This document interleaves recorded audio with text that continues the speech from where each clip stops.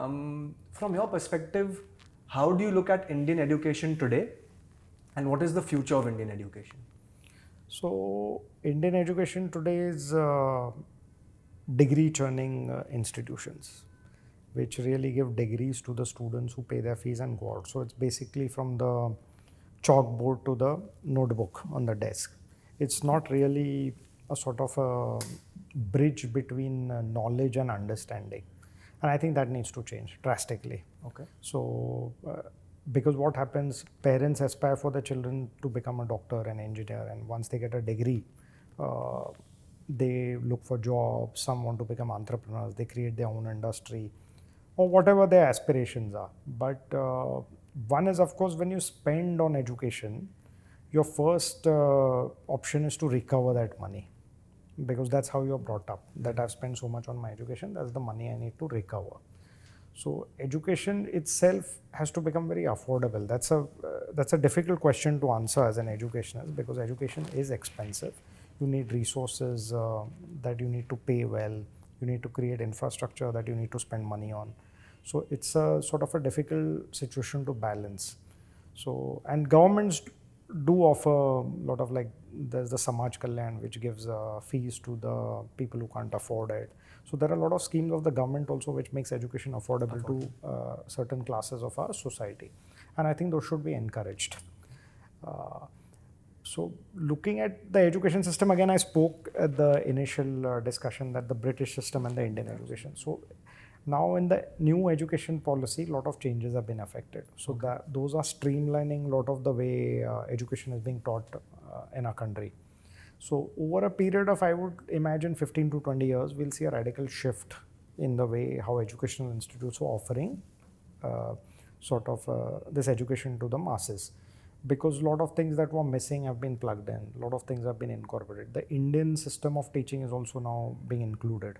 Okay. So things like yoga, the study of our scriptures, spirituality, all these kinds of concepts, astronomy, astrology, these are all slowly being introduced in our system, and they should be rightfully. Okay. Because what was considered once superstitious is really super science.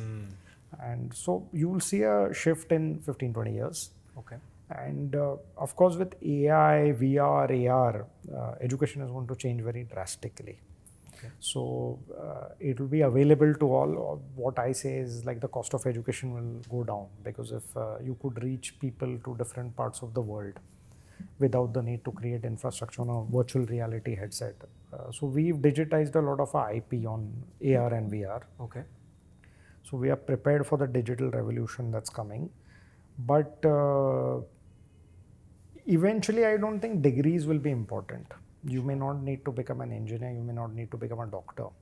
I think it's your skills that will matter. So it's not necessarily that an engineer will get the job of an engineer. If, say, he takes a 3-month program in a university and he's good enough for the industry will employ him for that particular. So someone is good, say, in just balance sheets.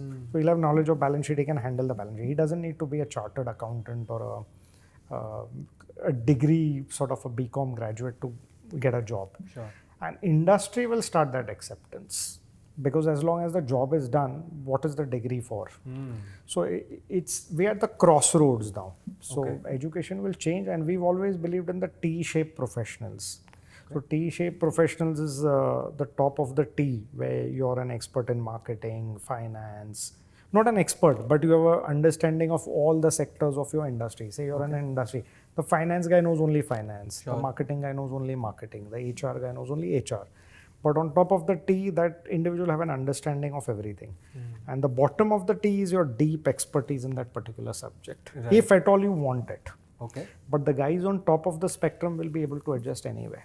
Okay. So that's the kind of education that will evolve. So it will be more liberal arts, more sort of understanding, human sort of interaction. That's the kind of, and jobs also changing. We are in industry 4 now. So jobs also changing. So the jobs of yesterday will not be the jobs of the future. Okay. So you have a lot of tech jobs. AI is now coming into our lives.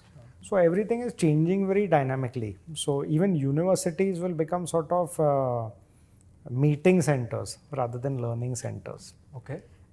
They'll become knowledge centers where students can just come together, chill out, if you say, rather than actually going through a classroom sort of a mechanism. Sure. Because they might have classes at home, they may have blended learning.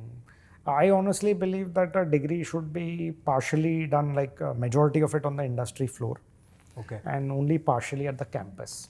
So for engineer, say automobile engineer, we are creating 70% of his time should be in the automobile factory rather than at the campus. Absolutely. And 30% should just only be to give him the skills needed.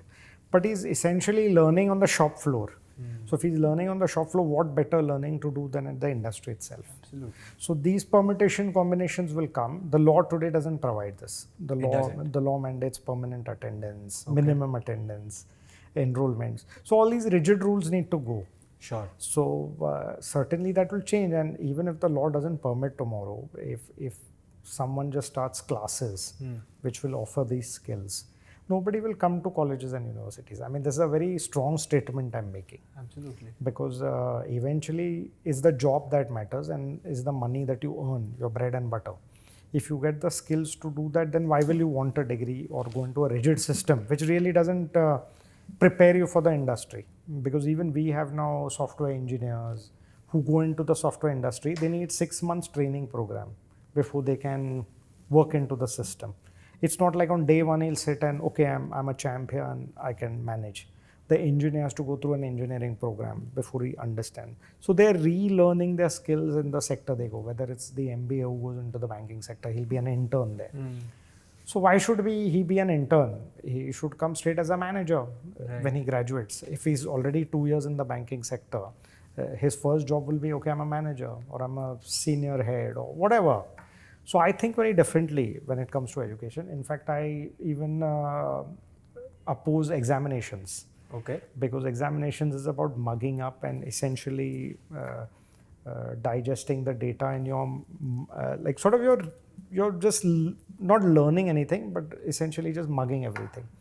So if a child can open the book, read that particular topic and then give his exam and give the correct answer, then obviously he knows what the subject is. He's gone to that particular page and he has understood what that subject is. So examinations also tremendous pressure on the students. Because tell me, you went to school. Do you remember some of the things that were taught to you in school? And how are they applicable in today's life? So the application of that is also important. So education has to take a completely different turn.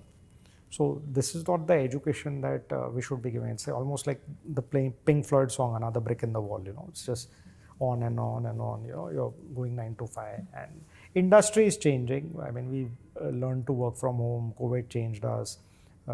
Industries are coming up with all innovative practices on how to work, and we are tolerating people who, as long as they give output, it doesn't matter whether they're punching in their attendance or no. Otherwise, things like attendance, and it's crazy. I just don't understand the need for it. If the child can come to the exam and pass, then why should you trouble him with so many burdens? And then talking about mental health, people are going through trauma. So if you traumatize the child at that early stage, these are his happy years. When a child comes in school, he comes very innocent. These are his happy years.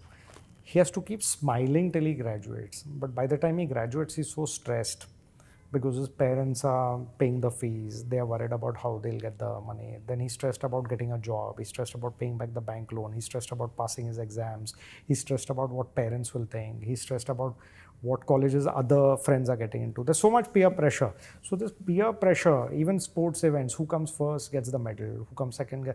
So we've been ingrained in a system where superiority and inferiority is ingrained. And that should not be the case.